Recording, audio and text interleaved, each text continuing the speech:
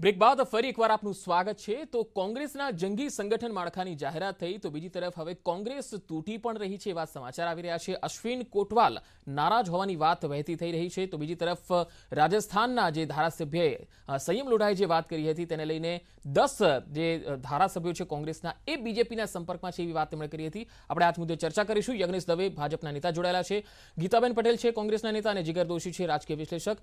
સૌથી પહેલા ગીતાબેન આપની પાસે આવીશ। એવું શું થાય છે કે ચૂંટણી આવે છે ત્યારે જ કોંગ્રેસ તૂટે છે? હજુ તો હાલમાં જ જંગી સંગઠન માળખાની રચના થઈ છે અને એક બાજુ નારાજગીની ખબરો આવી રહી છે। જો પંકજભાઈ, સહેજ પણ નારાજગી છે નહીં। આ ખાલી વાતો વિરોધ પક્ષ તરીકે ઉપજાવેલી છે। બાકી કોંગ્રેસની અંદર જગદીશભાઈ પ્રમુખ બન્યા પછી કોઈ સિનિયર લીડરો એક મંચ પર તમે બીજેપીમાં ક્યારે જોયા છે?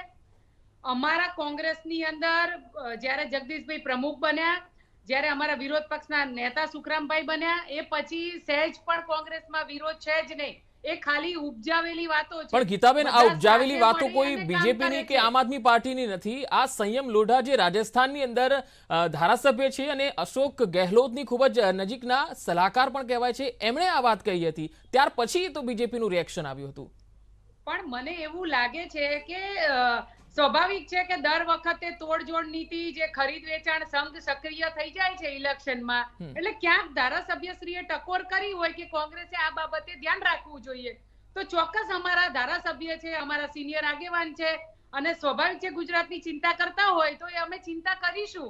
કારણ કે અમારા પક્ષના કોઈ પણ વ્યક્તિઓ જો ક્યાંય જવા માંગતા હોય, જગદીશભાઈનું તમે સ્ટેટમેન્ટ સાંભળી લેજો, એમને કહ્યું છે કે જેને જવું હોય જાય, એમાં કોંગ્રેસ એને કોઈ રોકવાની નથી। પણ જો મને એવું ક્યાંય નથી લાગતું કે કોંગ્રેસમાં કોઈ પણ વ્યક્તિને અન્યાય થતો હોય એવું હું નથી માનતી। બધા સાથે મળી અને આગામી દિવસોમાં 2022માં ખૂબ તાકાતથી અમે લોકો માટે લડવાના છીએ। સમજો તમે, ગુજરાતમાં જે જનતા હેરાન પરેશાન થઈ રહી છે, જે મોંઘવારીનો માર છે, જે કોરોનામાં જે સ્થિતિ છે, એના માટે થઈને અમે બધા સાથે મળી અને આ સરકાર સામે લડવાના। જો ગીતાબેન, ગઈકાલે ગાંધીનગર સત્યાગ્રહ છાવણીમાં આદિવાસી સત્યાગ્રહનો જે કાર્યક્રમ આપવામાં આવ્યો હતો કોંગ્રેસમાં, એમાં અશ્વિન કોટવાલને વાત કરતા બાકી તમામ લોકો હાજર હતા।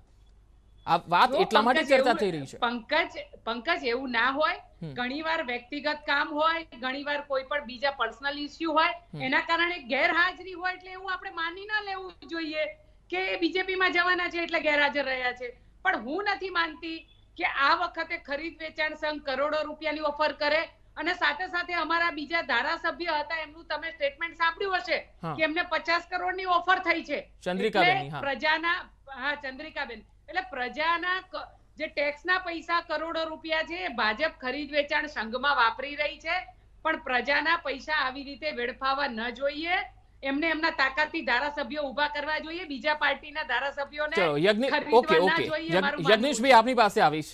જે રીતે ગીતાબેન કહી રહ્યા છે કે ચૂંટણી આવે એટલે ભાજપનું ખરીદ વેચાણ સંઘ શરૂ થઈ જાય છે। પ્રદીપભાઈએ પણ થોડીવાર પહેલા આપે પણ સાંભળ્યું હશે, એમણે કહ્યું છે કે સંયમ લોઢાએ તો 10ની વાત કરી છે, આંકડો ડબલ છે, એટલે કે ઘણા બધા ધારાસભ્યો સંપર્કમાં છે। હવે લેવા કે કેમ એ પાર્ટી નક્કી કરશે। તો જરા એ તો જણાવો કે બીજેપીએ તો એવું નક્કી કર્યું હતું કે કોંગ્રેસના કોઈ નેતાને જ નથી લેવાના।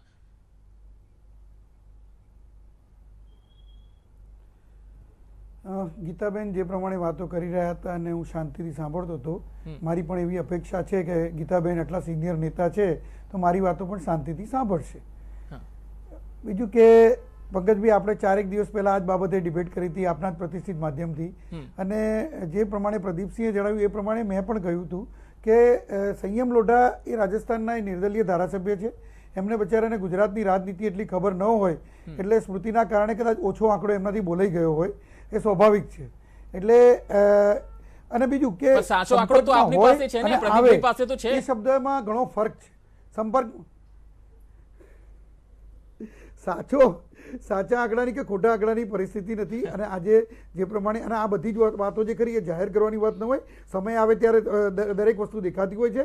અને જે પ્રમાણે ગીતાબેન બોલી ગયા બહુ સરસ રીતે કે જે પ્રમાણે જગદીશભાઈએ ચાર્જ લીધો એ પછી કોઈ પણ અમારા મોટા નેતા, તો મને કદાચ એમને ખ્યાલ નહીં હોય કે જયરાજસિંહ નાના નેતા હશે, કે દિનેશ શર્મા પણ નાના નેતા હશે, કે જે જયંતિભાઈ જે આગેવાન છે, સહકારી આગેવાન, અને ત્યાં સાબર ડેરીના ડિરેક્ટર છે એ પણ નાના નેતા હશે।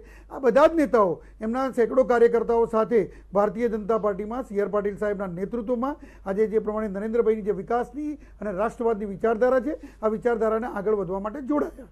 એટલે એ પણ આજે એમને ખ્યાલ નહીં હોય એટલે કદાચ એ બોલ્યા હશે, કારણ કે જગદીશભાઈના આવવા પછી આ થયું છે.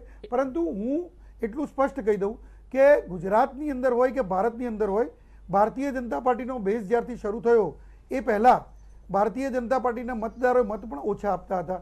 એ મતો જે ખરા એ કોંગ્રેસને મળતા હતા કે બીજા કોઈ પક્ષોને મળતા હતા, તો એ મતદારો પણ ફરી અને ભારતીય જનતા પાર્ટીને મત આપવા લાગ્યા. એટલે એનો મતલબ એ છે કે મતદારોએ પણ સ્થળાંતર કરીને ભારતીય જનતા પાર્ટી તરફ વળ્યા છે. ઠીક છે, અશ્વિન કોટવાલ આપના સંપર્કમાં છે કે કેમ એને લઈને હું આપની પાસે આવીશ. પંકજભાઈ એક વાત કહી દેવી છે. હા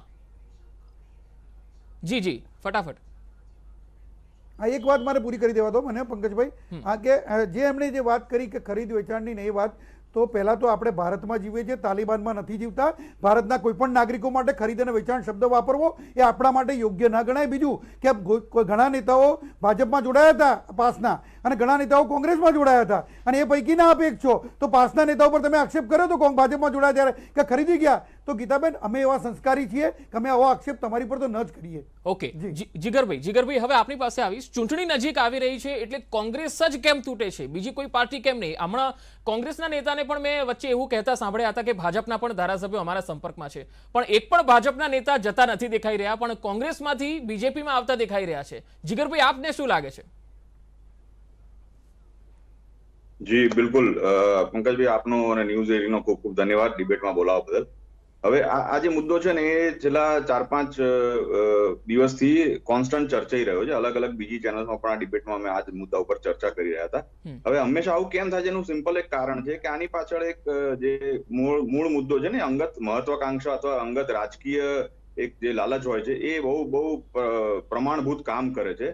દરેક જણ સારી મજબૂત અને વ્યવસ્થિત પાર્ટીને જોઈન કરવા માંગે છે, અને એની પાછળ બીજું એક કારણ કોંગ્રેસમાં એ લોકોને પ્રોબ્લેમ એ થાય છે કે આખી પેઢી જતી રહી વચ્ચે. જયારે 27 વર્ષથી કોંગ્રેસ રાજકારણની અંદર સત્તા ઉપર નથી, એક આખી પેઢી જયારે જતી રહે છે વચ્ચે, ત્યારે સ્વાભાવિકપણે એમાં સક્રિય રીતે કામ કરનારા જે કોઈ પણ કાર્યકરો હોય, નેતા હોય, એમને એમ થાય જ કે અમારા આગળનું રાજકીય ભવિષ્ય શું. એટલે પોતાના રાજકીય ભવિષ્યને લઈને ચિંતામાં હોવાથી એ લોકો બીજી કોઈ પાર્ટી તરફ રૂખ કરે, બહુ સ્વાભાવિક વાત છે. હવે રહી વાત અહીંયા કોંગ્રેસ કેમ વારે વારે તૂટે છે, એનું કારણ એક જ છે કે કોંગ્રેસને હવે પોતાની જે અંદરનું આંતરિક માળખું છે એની અંદરના જે કોઈ પણ જૂથવાદ હોય કે કોઈ પણ બીજા આંતરિક પ્રશ્નો હોય એને તાબડતોબ ધોરણે કમ્યુનિકેશનથી અને ડિસિપ્લિનથી સોલ્વ કરવાની ખૂબ જ તાતી જરૂરિયાત. જેમ ભાજપ છે એમ ભાજપ વોર મશીનરીની જેમ કામ કરે છે. તમે હંમેશા જોયું હશે, ઇલેક્શન હોય કે પછીનો સમય હોય, જ્યારે 5 રાજ્યોના ઇલેક્શનના રિઝલ્ટ આવ્યા અને 4 રાજ્યોમાં ભાજપની ભવ્ય જીત થઈ, એના બીજા જ દિવસે મોદી સાહેબ સવારે 8 વાગે ગુજરાતમાં હતા, 2 દિવસ માટે, રાતના 12 વાગ્યા સુધી એ સક્રિય હતા બીજા દિવસના. એટલે એ પોતે કર્મઠ રાજનેતા છે, એ પોતે બતાવે છે પોતાના નેતાઓને, પોતાના કાર્યકરોને કે જો હું આટલો દોડી શકતો હોઉં તો તમને લોકો જોડે સંપર્ક રાખવામાં શું પ્રોબ્લેમ. કોંગ્રેસની અહીંયા જ આ ભૂલ થાય છે કે લોકો જોડે જે સંપર્ક રાખવા છે અથવા જે કોઈ ધરણા કરવાના હોય કે પ્રજાલક્ષી કાર્યો માટે વિરોધ પક્ષનો એક સબળ રોલ એમને નિભાવવાનો હોય, ત્યાં કોંગ્રેસ હંમેશા ખૂબ જ પાછી પડે છે. એટલે ભાજપની રણનીતિની સામે કોંગ્રેસની રણનીતિ ક્યાંક વામણી પુરવાર લાગી રહ્યું છે. આ જ ચર્ચા ઉપર આગળ વધીશું, ને અશ્વિન કોટવાલ શું ભાજપના ખરેખર સંપર્કમાં છે એ પણ જાણીશું એક નાનકડા બ્રેક બાદ.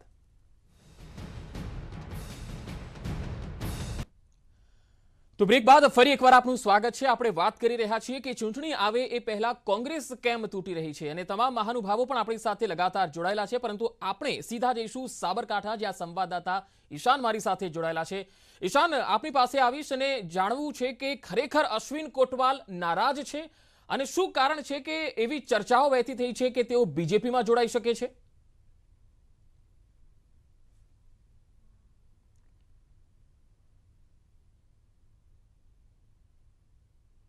પાસેથી આ ઉપરાંત 14 બેઠકો છે જે કોંગ્રેસ પાસે એક અપક્ષ છે. એટલે આ વખતે ભાજપનું મિશન છે કે 26 બેઠકો પોતાના કબજામાં લઈ. નોંધનીય છે કે સાબરકાંઠા જિલ્લામાં હાલ તો માત્ર 4 વિધાનસભા છે, જેમાંથી એક વિધાનસભા જે ખેડબ્રહ્મા વિજયનગરની જે વિધાનસભા છે એ અશ્વિન કોટવાલ, કોંગ્રેસના ઉમેદવાર અશ્વિન કોટવાલના ફાળે છે. છેલ્લા 3 ટર્મથી તેઓ જીતતા હોય છે, અને અત્યારે હાલ તેમને કોંગ્રેસના જે કાર્યક્રમમાં જવાનું પણ ટાળતા હોય છે. આ ઉપરાંત અન્ય કોંગ્રેસના વિરોધ કાર્યક્રમ હોય કે કોંગ્રેસની કોઈ પણ મિટિંગ હોય, કયા કારણોસર તે હાજર નથી રહેતા એ તો હજી જોવું રહ્યું, પરંતુ મોસ્ટલી જે કોંગ્રેસના કોઈ પણ કાર્યક્રમ હોય ત્યાં એમની હાજરી જોવા મળતી નથી. ક્યાંક ને ક્યાંક અંદર કોંગ્રેસમાં સંતોષ પણ જોવા મળે છે. તો આ ઉપરાંત કેટલાક સહકારી આગેવાનો છે તે પણ કોંગ્રેસ છોડી અને ભાજપનો ભગવો ધારણ કરવાનો છે. નોંધનીય છે કે જે સાબર ડેરી હોય, માર્કેટ યાર્ડ હોય કે પછી કોઈ પણ અન્ય કોઈ બેંકના ડિરેક્ટર હોય તો તે લોકો પણ કોંગ્રેસ છોડી અને ભાજપમાં જોડાશે. અશ્વિન કોટવાલની વાત કરીએ તો તેઓ છેલ્લા 3 ટર્મથી વિધાનસભા જીતતા આવ્યા છે અને આ વખતે કદાચ એમને એવું લાગતું હોય અને અહીંના પક્ષમાં એમનું પૈસા હોદ્દો મોભો જળવાતું નથી એવું એમને લાગી રહ્યું છે, જેના કારણે એ કદાચ કોંગ્રેસ હજી જાહેરાત તો કરી નથી કે કોંગ્રેસ છોડવાની, પરંતુ મળતી માહિતી મુજબ એમ લાગી રહ્યું છે કે અશ્વિન કોટવાલ અત્યારે હાલ તો ટૂંક સમયમાં જ ભાજપમાં જોડાય છે. 1 એપ્રિલના પહેલા વીકમાં જ હિંમતનગરમાં એક મોટો કાર્યક્રમ યોજાવાનો છે. પાટીલ પણ અહીંયા ઉપસ્થિત રહ્યા છે. એ કાર્યક્રમમાં સહકારી આગેવાનો સહિત અશ્વિન કોટવાલ પણ જોડાય તેવી શક્યતાઓ તો હાલ વર્તાઈ રહી છે. સૂત્રો દ્વારા મળતી માહિતી અનુસાર ત્યાં રોડ શોમાં અથવા તો કોઈ કાર્યક્રમમાં તેઓ ભગવો ધારણ કરે તેવી શક્યતાઓ છે. ઈશાન, અત્યારે અશ્વિન કોટવાલ ક્યાં છે અને કોંગ્રેસના ત્યાં સ્થાનિક કોઈ લોકલ લીડર સાથે આપની કોઈ વાતચીત થઈ શકી છે? તેમની નારાજગી અથવા કોંગ્રેસના કાર્યક્રમોમાં નહીં જવા પાછળનું કારણ શું સામે આવી રહ્યું છે? જી ચોક્કસ કે વાત કરવામાં આવે તો મોસ્ટલી તમામ કાર્યક્રમ હોય જેમાં જે અશ્વિન કોટવાલ હાજર રહેતા જ નથી. અનેકવાર તેમને પૂછવા જતાં તેમના સામેથી પણ કોઈ યોગ્ય પ્રત્યુત્તર મળતું નથી. આ ઉપરાંત જે કોંગ્રેસના પ્રમુખ હોય કે કોઈ હોદ્દેદાર હોય તેમની પાસે પણ પ્રશ્ન પૂછવાથી કોઈ યોગ્ય જવાબ મળતો નથી, કારણ કે અંદર અસંતોષ અથવા તો કોંગ્રેસની જે નીતિ છે કે કદાચ એમનાથી એમને અસંતોષ હોય અથવા તો કોઈ બીજા કોઈ કારણ હોઈ શકે, પરંતુ હજી ચોક્કસ કારણ મળ્યું નથી કે કેમ કોંગ્રેસ છોડવું પડે. અત્યારે હાલ અશ્વિન કોટવાલ તો જે અનિલ જોશીવાલાના જે ત્યાં એક બિલોડા કાર્યક્રમ છે ત્યાં કાર્યક્રમમાં પહોંચ્યા છે અને ત્યાંથી ટૂંક સમયમાં જ ન્યૂઝ 18 સાથે પણ તેમની વાતચીત થશે, પરંતુ અશ્વિન કોટવાલ દ્વારા જી પંકજ. જી ઈશાન, હું આપણી પાસે આવીશ. જો ગીતાબેન, તમે સાંભળી લીધું કે અશ્વિન કોટવાલ કોંગ્રેસના કાર્યક્રમોમાં જવાનું ટાળી રહ્યા છે અને ઘણા સમયથી જ્યારે વિરોધના કાર્યક્રમો હોય તો એમાં પણ નથી આવી રહ્યા. અને જે રીતે અત્યારે વાતો આવી રહી છે, જે રીતે અમારા સંવાદદાતા ઈશાન જણાવી રહ્યા છે કે આગામી સમયમાં CR પાટીલનો એક કાર્યક્રમ છે ત્યાં અને એમાં સહકારી આગેવાનોની સાથે સાથે તેઓ જોડાવા જઈ રહ્યા છે. કોંગ્રેસને તો ખ્યાલ છે કે નહીં, પહેલા તો મને એ જાણવું છે. જો એના માટે થઈને પંકજ, હું બહુ નાની કાર્યકર્તા છું, પણ હું માનું છું ત્યાં સુધીમાં કોઈ પણ વ્યક્તિ જ્યાં સુધી કોઈ પક્ષ પલટો ન કરે ત્યાં સુધી એના ઉપર આક્ષેપ લગાવવો એ યોગ્ય નથી. અને મને જ્યારે અગ્નિશભાઈ કહેતા હતા કે ખરીદ વેચાણ સંઘ શબ્દ ન વાપરવો જોઈએ, તો હું જરાક તમને યાદ કરાવી દઉં નરેન્દ્રભાઈ વાળો કિસ્સો કે જેને ન્યૂઝ ની સામે 10 લાખ રૂપિયા મૂક્યા હતા ટેબલ પર કે આ મને ભાજપે ખરીદવાની કોશિશ કરી છે. એટલે તમે એ મહેરબાની કરીને સફાઈ ના આપશો કે અમે આ નથી કરતા. આ જગ જાહેર થઈ ગયું છે, સ્પષ્ટ થઈ ગયું છે અને બધા જ લોકો કહે છે કે તમે આ રીતે કરો છો. અને આંદોલનના સમયમાં પણ તમે કેટલા કન્વીનરોને કેટલામાં ખરીદ્યા છે એ જગ જાહેર છે, આખી દુનિયા જાણે છે અને ગુજરાત જાણે છે. એટલે એની સફાઈ મહેરબાની કરીને આપશો નહીં. પંકજ, એનો પણ હું જવાબ આપું છું. જો કોઈ પણ વ્યક્તિ જ્યાં સુધી જો આ સંઘ છે ને ઇલેક્શન આવે ત્યારે સક્રિય થઈ જાય છે, એક બાજુ CR એટલે હું આ લોકો કેટલા જુઠ્ઠા છે હું સાબિત કરું છું કે કેટલું જુઠ્ઠું બોલે છે, કેટલું ખોટું બોલે છે. ગુજરાતની જનતા પાસે પણ બોલે છે અને આગેવાનો સામે પણ બોલે છે અને કેટલી સફાઈથી બોલે છે. એકવાર CR પાટીલ એવી વાત કરે છે કે આપણે કોંગ્રેસના કોઈ આગેવાનોને લેવાના નથી, આપણે કોઈને ખરીદવા નથી, અને એમ કરતા પણ કોંગ્રેસના આગેવાનોને ખરીદીને લઈ જાય છે. અને હું કોંગ્રેસમાં છું એટલે એ પણ કહું છું કે પંકજ, સાચી વાત છે, ખોટી કે કોંગ્રેસના આગેવાનો ખરીદાય છે પણ ખરા. એટલે આમાં દોષી બંને લોકો છે. હું એક વ્યક્તિને ઠેરાવતી નથી, કારણ કે જે આ થઈ રહ્યું છે જે ગુજરાતની અંદર એ લોકશાહી રીતે ખૂબ જનતા માટે ખરાબ છે. યજ્ઞેશભાઈ, છે કોઈ જવાબ? ગીતાબેને ગંભીર આક્ષેપો લગાવ્યા છે.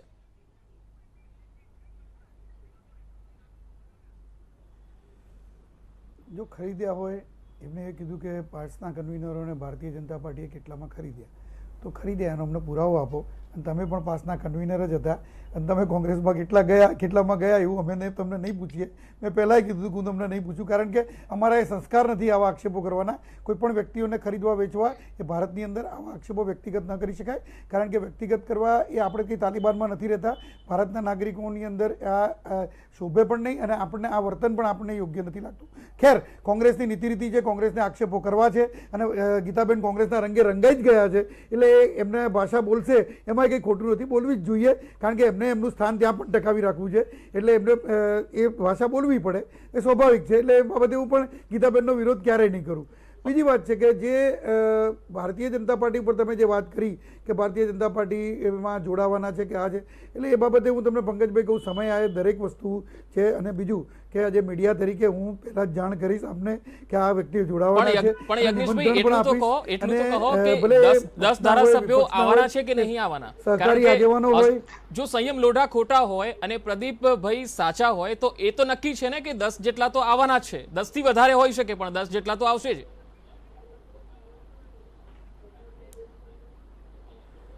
હવે તો મેં પહેલાંય કહ્યું કે હું સમય બતાવશે કેટલા આવશે કે કેટલા નહીં, યજ્ઞેશભાઈ તમારી પાસે આંકડો તો હોય જ. જો યજ્ઞેશભાઈ તમે ના કહેવા માંગતા હોય એ વસ્તુ અલગ છે, પણ તમને ખ્યાલ તો હશે જ કે કેટલા ધારાસભ્યો સંપર્કમાં છે. ભારતીય જનતા પાર્ટીનું મોવડી મંડળ નક્કી કરતું હોય છે. ભારતીય જનતા પાર્ટીના મોવડી મંડળના નક્કી કર્યા બાદ આજે કોઈ પણ વ્યક્તિઓ જોડાતી હોય છે અને એ વ્યક્તિ કોઈ પક્ષ સાથે સંકળાયેલી હોય, સહકારી આગેવાન હોય, ધાર્મિક સંસ્થા સાથે સંકળાયેલી હોય અથવા કોઈ સામાજિક આગેવાન હોય, એ પક્ષના મોવડીઓ સાથે નક્કી કરી એની સાથે બેઠક થતી હોય છે. આદરણીય CR પાટીલ સાહેબ અને અન્ય પક્ષના જે વરિષ્ઠો છે એ નક્કી કરતા હોય છે અને એના આધારે એમનું જોડાવાનું નક્કી થતું હોય છે. ઓકે, હું આવીશ આપની પાસે, કારણ કે આપ ડિપ્લોમેટિક આન્સર આપી રહ્યા છો યજ્ઞેશભાઈ, સાચો આંકડો નથી કહી રહ્યા. પણ જીગરભાઈ હું આપની પાસે આવીશ. મારે એ જાણવું છે કે સમય આવે બધું જ ખ્યાલ આવશે આપણે.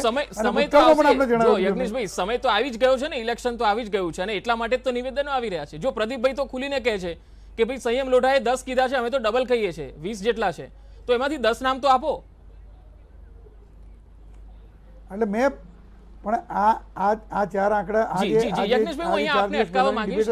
હાલ કલોલથી ખબર આવી રહી છે. કલોલમાં કેન્દ્રીય ગૃહમંત્રી અમિત શાહની ટકોર. અહીં બધા જ કાઉન્સિલરોને કહું છું એવું તેમણે કહ્યું છે કે કામ કરો એટલે આવતી વખતે તોડફોડ ન કરવી પડે. જે જિલ્લા પંચાયત પાલિકા આપી છે તેમાં એક ખાનું ખાલી છે, આ ખાતે પૂરી દેજો. ખૂબ જ સૂચક નિવેદન આપ્યું છે.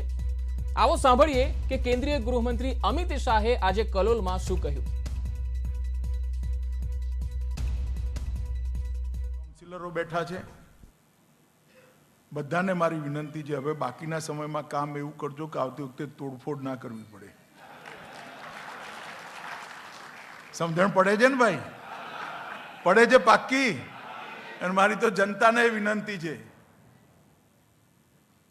કે ધારાસભ્ય ભારતીય જનતા પાર્ટીનો હોય કે ના હોય, કામ કરવા તો અમે બંધાયેલા જ છે.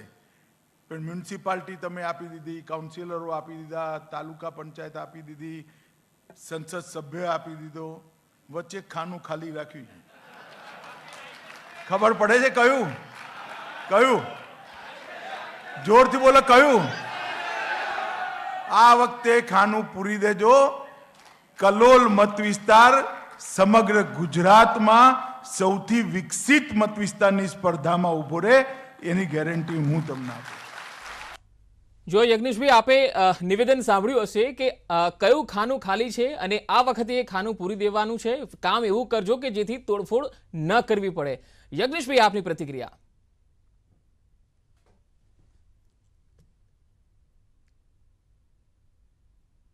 સીટ જે ખરી એ કોંગ્રેસના તરફે છે અને કલોલની સીટ જો કોંગ્રેસના તરફે હોય તો એ ખાનું ચોક્કસ ભારતીય જનતા પાર્ટીના કાર્યકરોને પૂરવાનું આજે આહવાન અમિતભાઈ શાહ કરે. અમારા વરિષ્ઠ નેતા છે, દેશના ગૃહમંત્રી છે, દેશના સહકાર મંત્રી છે અને આજે ગુજરાતના એવા પનોતા પુત્ર છે કે જે આજે ભારતની અંદર જેમણે જે 370ની કલમ નાબૂદ કરવાનું જો બીડું ઝડપ્યું હોય અને એ જે ભગીરથ કાર્ય કર્યું હોય, એ વ્યક્તિ જ્યારે આજે કાર્યકરોને સંબોધતા હોય તો ચોક્કસ કહે કે આ ભારતીય જનતા પાર્ટીની સીટ આ થવી જોઈએ કલોલની, અને એના માટેનું આહવાન કાર્યકરોને કરે એમાં કંઈ ખોટું નથી. એટલે કામ એવા કરજો કે જેથી તોડફોડ ન કરવી પડે, કોઈ પણ આગેવાનને લાવવા માટે મશક્કત ના કરવી પડે.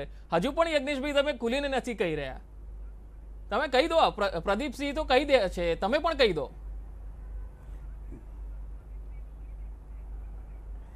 પ્રદીપસિંહજી અમારા પક્ષના મહામંત્રીશ્રી છે અને મહામંત્રીશ્રીના મંતવ્ય હોય કે એમના નિવેદન હોય, એના નિવેદનને હું ક્યારે વખોડતો નથી ને. એમના નિવેદન જે સાચા જ હોઈ શકે છે કે 10 નહીં પણ 20 હોય છે હશે, એટલે એમના નિવેદન ચોક્કસ સાચા જ હોઈ શકે છે. જી બિલકુલ અને બિલકુલ. સમય આવે તમને બધાના નામ પણ મળશે અને કઈ એવી કઈ ઉતાવળ જરૂર નથી. દરેક વસ્તુનો સમય હોય છે. રસોઈ પાકે નહીં એ પહેલા જો ખાવા જઈએ તો કાચું લાગે શાક. ગીતાબેનને ખબર હશે. જો ગીતાબેન તમને કઈ કહેવા માંગે છે. જી ગીતાબેન. પંકજ, હું એ કહેવા માંગુ છું કે ખરેખર મને છે ને કોંગ્રેસ કરતા બીજેપી ના કાર્યકર્તાની આમ ચિંતા પણ થાય છે અને દુઃખ પણ લાગે છે. કારણ કે જો 20 ધારાસભ્યો આ લોકો લઈ જશે તો જે બીજેપી માં વર્ષોથી જે કામ કરે છે, મહેનત કરે છે, મારા ભાઈ યજ્ઞેશભાઈ પણ કોંગ્રેસમાં હતા અને બીજેપી માં ગયા, પણ આ બધા જ લોકોનું શું થશે? આ લોકો કોંગ્રેસ બેન કોંગ્રેસમાં નહોતો ક્યારે. બેન નહીં, બેન વચ્ચે રોકું નહીં, બેન વચ્ચે રોકું આપને. હું ક્યારે કોંગ્રેસમાં નહોતો. પછી બોલજો. નહીં નહીં પંકજભાઈ, પછી બોલજો. હા, હું કોંગ્રેસમાં નહોતો પણ. હું પૂરી કરું પછી. નહીં, હું કોંગ્રેસમાં નહોતો બેન, પણ નહીં, હું કોંગ્રેસમાં નહોતો. આ શબ્દ તમે ના લગાવો મારી. મારા ભાઈ તમને સમય આપશે, મારી વાત પૂરી કરી લેવા દો. તમે બોલ લેજો. જો એટલે દુઃખ મને એ થાય છે કે 20 ધારાસભ્યો બીજા આવશે તો આ ભાજપના કાર્યકર્તાઓને શું કાયમ ખુરશીઓ સાફ કરવાની છે? એ લોકોનું શું? એટલે મને દુઃખ થાય છે.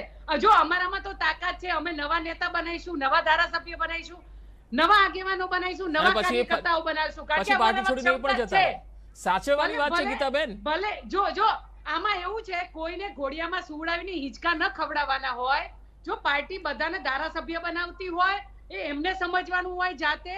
એટલે મારી ચિંતા એ વ્યક્ત થાય છે કે 20 ધારાસભ્યો ભલે લઈ જાય, પણ ચિંતા મને ભાજપના કાર્યકર્તાની. કોંગ્રેસ મુક્ત કરવાની બદલામાં કોંગ્રેસ યુક્ત ભાજપ થઈ રહ્યું છે. એટલે આ બધી સમજ છે ને બીજેપી ના કાર્યકર્તાઓને સમજવાની છે. અમારે કઈ ટેન્શન નથી લેવાનું. અમે તો બહુ નેતા પેદા કર્યા, આગામી દિવસોમાં કરશું. પણ આમાં તો ગીતાબેન કોંગ્રેસ પતી રહી છે. અમારું જે આમાં તો કોંગ્રેસ પતી રહી છે. પંકજભાઈ, નવું માળખું જે ડિક્લેર થયું છે ને એમાં બહુ યુવાનોને સ્થાન મળ્યું છે અને યુવાનો ખૂબ મજબૂત છે. આવનારી એટલા માટે તો સિનિયર નેતા દિલ્હી નથી ગયા ને, ભરતસિંહ સોલંકી, અશ્વિન કોટવાલ. ના, બિલકુલ એવું નથી. બિલકુલ એવું નથી પંકજભાઈ, એવું સહેજ પણ નથી. અમારું જે આખું મંડળ બન્યું છે એ ખૂબ સારું મંડળ છે અને બધા સાથે મળી અને પ્રજા માટે લડવાના છીએ. આવનારા દિવસોમાં જે મોંઘવારીનો માર છે અને જે તમે મને હમણાં અમિત શાહ નું સંભળાવતા હતા ને, એમને કહ્યું, એમને સ્વીકાર્યું કે અમે તોડજોડની રાજનીતિ કરીએ છીએ, અમે ખરીદ વેચાણ કરીએ છીએ, પણ ઓકે આ જ મુદ્દા ઉપર યજ્ઞેશભાઈ કંઈ કહેવા માંગે છે, પરંતુ એક બ્રેક માટે આપણે રોકાઈ રહ્યા છીએ. બ્રેક બાદ જ્યારે પાછા ફરીશું ત્યારે એ વાત ઉપર પણ આવીશું કે ખરેખર તો કોંગ્રેસ મુક્ત ભારતનું અભિયાન બીજેપીનું હતું, પણ હવે તો એક એક કરીને કોંગ્રેસના જે લીડર છે એ બીજેપીમાં આવી રહ્યા છે, તો અહીં તો કોંગ્રેસ યુક્ત બીજેપી બની રહી છે. આ જ મુદ્દા ઉપર જીગરભાઈનો પણ જવાબ લઈશું એક નાનકડા બ્રેક બાદ. Welcome back. આપણી સાથે તમામ મહાનુભાવો ચર્ચામાં જોડાયેલા છે. જીગરભાઈ, હવે આપની પાસે આવીશ કારણ કે સમય ખૂબ ઓછો છે. આપણે પૂછવું છે કે એક બાદ એક જો તમામ જે કોંગ્રેસના ધારાસભ્યો છે એ જો બીજેપીમાં આવતા ગયા તો પહેલા તો ગુજરાતમાં વિપક્ષ છે નબળો જ છે, અને જો આ રીતે જો ધારાસભ્યો બીજેપીમાં જતા રહ્યા તો ગુજરાતની અંદર કેવી પરિસ્થિતિ જોવા મળી શકે છે? જીગરભાઈ. ત્રણ વાત પહેલા બહુ ટૂંકાણમાં મૂકવા માંગીશ. એક તો પહેલી વાત એ છે કે ભાજપનું જે લક્ષ્યાંક છે મિશન 180, ભાજપ એ તરફ અગ્રેસર રીતે કાર્યરત છે. એટલે CR પાટીલ સાહેબની અધ્યક્ષતામાં એ લોકો શું પ્રયત્ન કરી રહ્યા છે કે ચહેરો જે છે એ વિનિંગ હોવો જોઈએ. સૌથી પહેલી વાત, ચાહે કોઈ બી પાર્ટીનો હોય પણ એ વિનિંગ ચહેરો હોવો જોઈએ, કારણ કે એમને 182 નું લક્ષ્ય મેળવવા માટેની એમની આખી આ કવાયત છે. એટલે એ માટે ભાજપ 100% કાર્યરત છે, એ આ બતાવી રહ્યું છે. અને બીજી વસ્તુ, જયારે આજે વિપક્ષ એકદમ આપણા ગુજરાતમાં નબળું છે અને એને જો ટકવું હોય, કોંગ્રેસ યુક્ત ભાજપ ના બનવા દેવું અને કોંગ્રેસને પોતાની વિચારધારા અને પોતાની શક્તિને જીવાડવી હોય તો કોંગ્રેસે પોતાની અંદર એ આકલન કરવાની જરૂર છે કે આટલા વર્ષોમાં એમની લગભગ 50-55 સીટ કાયમ આવતી હોય છે અલગ અલગ નાના ગામડાઓના એવા બધા ક્ષેત્રોમાં, પ્લસ એમની NSUI ની પાંખ ઘણી મજબૂત છે. તો કોંગ્રેસ આવું આંતરિક આકલન કેમ નથી કરતી એ મને કદી સમજ નથી પડતી કે જ્યારે એમના સશક્ત નેતાઓ એમની પાસે હોય છે, યુવાનો પણ એમની સાથે જોડાતા હોય છે, ત્યારે આગળ કેમ લોકોના મુદ્દાને લઈને આગળ નથી વધી શકતી. હવે આમાં અગત્યની સૌથી સંપૂર્ણ વાત એ છે જે બેન વાત કરી રહ્યા હતા કોંગ્રેસના, કે ભાજપ કોઈ પ્રજાના મુદ્દાલક્ષી વાત ઓછી કરે છે અને બીજા મુદ્દા પર વાત કરે છે. તો ભાજપ એ જ કરે છે, એ જ પીરસે છે જે લોકો જમવા માંગે છે. તો કોંગ્રેસ કેમ એ વાત નથી કરી શકતી? યોગી આદિત્યનાથ સાહેબે 80-20 ની વાત કરી હતી યુપી ઇલેક્શનમાં, એનો અંદરનો તાર્કિક મૂળ શું છે એ આપણે સૌ જાણીએ છીએ. કોંગ્રેસ આ વસ્તુ પર કેમ નથી બોલી શકતી? કોંગ્રેસ કેમ હંમેશા હાંસિયામાં રહે છે? ભાજપ એકદમ ખુલીને આગળ વધીને લોકોના હિત માટે અને સિક્યોરિટી માટે કામ કરવા માંગે છે, તો કોંગ્રેસ શા માટે એનાથી પાછળ જાય છે? એ મને સમજણ નથી પડી રહી. એ એમણે સમજવાની જરૂર છે, એમનું આંતરિક આકલન કરવાની જરૂર છે, અને એમના એવા નેતાઓના સૂચનો આગળ સુધી ઉપર સુધી પહોંચાડવાની જરૂર છે જ્યાં એનાથી રોડ ઉપર કંઈ કામ થઈ શકે અને લોકોને માટે, પ્રજા માટે કામ થઈ શકે. બાકી ભાજપને હાલના તબક્કે હરાવવું સંપૂર્ણપણે અતિશય મુશ્કેલ છે. યજ્ઞેશભાઈ જુઓ, ચૂંટણીના ચાણક્ય પણ આજે ગુજરાતમાં છે અને આજે તેમણે નિવેદન આપ્યા છે, એટલા માટે ચર્ચાઓનો દોર પણ શરૂ થયો છે કે હવે આગામી દિવસોમાં કંઈક નવા જૂની રાજકીય રીતે થશે. કોંગ્રેસના નેતાઓ છે એ હવે ધીરે ધીરે બીજેપીમાં આવશે. તો મને ખાલી એ કહી દો કે શું આગામી દિવસોમાં કોંગ્રેસ યુક્ત ભાજપ તો નહીં થાય ને? આમ તો થઈ જ ગયું છે, ઘણા બધા આવી ગયા છે.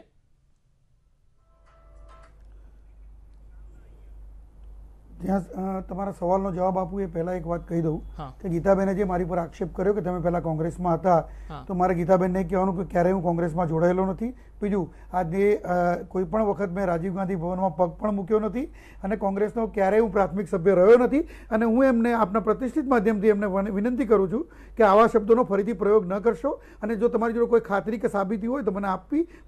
કારણ કે મારી સ્મૃતિમાં નથી અને મને મારી સ્મૃતિ બહુ સારી છે, બરોબર? એટલે એ બાબતે આક્ષેપો ન કરવા અને કોઈની પર પર્સનલ આવા આક્ષેપો જાણ્યા જેવા વગર કરવા નહીં, મારો સ્પષ્ટીકરણ. અને એમને કદાચ નહીં હોય તો ધ્યાન નહીં હોય એટલે બોલી ગયા હશે, પણ એ બેન છે એટલે ચલો એમનો બોલવાનો હક છે. જી, હવે કોંગ્રેસ યુક્ત ભાજપને લઈને તો કહો યજ્ઞેશભાઈ. જ્યાં સુધી વાત થાય છે અમિતભાઈની, આ કોંગ્રેસ યુક્ત ભાજપની જો તમે વાત કરતા હોય તો મેં પહેલા જે વાત કરી હતી એ જ વાતને ફરીથી આજે હું કહું છું કે ભારતની અંદર જે મતદારો 1 કરોડ કરતાં પણ ઓછા મત ભારતીય જનતા પાર્ટીને આપતા હતા એક જમાનામાં, આજે 23 કરોડ મતદારો ભારતીય જનતા પાર્ટી સાથે છે. એ પણ મતદારો કોંગ્રેસી હતા અને કોંગ્રેસના મત આપતા હતા, તો એ પણ ફર્યા. તો એનો મતલબ એ નથી હોતો કે કોંગ્રેસ યુક્ત. આજે જાહેર જીવનની અંદર જ્યારે કોઈ વ્યક્તિ જોડાય ત્યારે એ પ્રજાની સેવા કરવાના માધ્યમથી સેવા કરવા માટે જોડાતો છે અને એના માટે કોઈના કોઈ પક્ષને માધ્યમ બનાવતો હોય છે. અને જો કોંગ્રેસનું માધ્યમ એને યોગ્ય ન લાગ્યું તો એટલા માટે આજે ભારતીય જનતા પાર્ટીને પસંદ કરતો હોય છે. ઓકે, ગીતાબેન, એટલું જ કહેવા માંગુ છું પંકજભાઈ, એટલું જ કહેવા માંગુ છું કે યજ્ઞેશભાઈ તમે ધારાસભ્ય લઈ જાઓ છો, ભલે લઈ જાઓ, એનો વાંધો નથી, પણ ક્યારેય એવું ના થાય કે બધા જ કોંગ્રેસની વિચારધારા વાળા ધારાસભ્યો થાય અને ભાજપની અંદર જ વિસ્ફોટ થાય. આવું બધું ના થાય એનું ખાસ ધ્યાન રાખજો. હું તો ચિંતા વ્યક્ત કરું છું. બાકી કોંગ્રેસમાં તો તાકાત છે, અમે નવા ધારાસભ્યો ઉભા. બિલકુલ, આ ખૂબ જ સૂચક વાત કહી ગીતાબેને. ખૂબ ખૂબ આભાર આપ તમામ અમારી સાથે જોડાયા અને ચર્ચામાં ભાગ લીધો એ માટે. યજ્ઞેશભાઈ, ગીતાબેન અને જીગાભાઈ. ગીતાબેને છેલ્લે વાત એ કહી કે જો તમામ ધારાસભ્યો જો બીજેપીમાં આવતા થઈ ગયા તો એમની જે વિચારધારા છે એ અને ભાજપની અંદર વર્ષોથી જે લોકો પોતે મહેનત કરી રહ્યા છે એમની વચ્ચે ક્યાંક ટકરાવ ન થાય એનું પણ ધ્યાન રાખવું જરૂરી છે, કારણ કે એ પણ આગળ જઈને તડાફડી કરી શકે છે. વિશેષમાં અત્યારે આટલું જ. નમસ્કાર.